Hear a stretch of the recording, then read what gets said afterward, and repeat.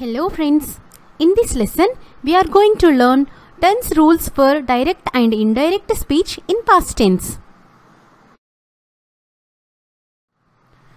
Let us learn about past tense and future tense rules for direct and indirect speech. నేను Apple తిన్నాను అని రమణ అన్నాడు. Ramana said, I ate an apple. It is direct speech.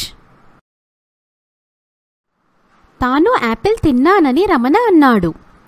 Ramana said that he has eaten an apple. It is indirect speech. The above sentence is an example for simple past. Same rules for simple present apply here. నేను changed into తాను and ani is added to the verb in the quotation as suffix. మేము నిన్న ఆడుకుంటూ ఉన్నాము అని వారు అన్నారు. They said, we were playing a game yesterday. It is direct speech. వారు ఆ రోజు ఆడుకుంటూ ఉన్నామని అన్నారు. They said that they had been playing a game on that day. It is indirect speech. The above sentence is an example for past continuous tense.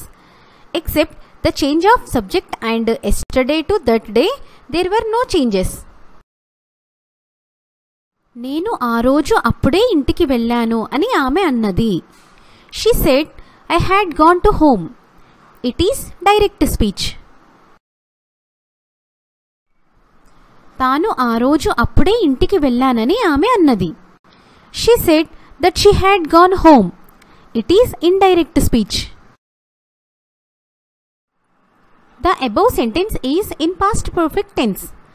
Except the subject change, everything remained as such. The rules are same for the future tense as well.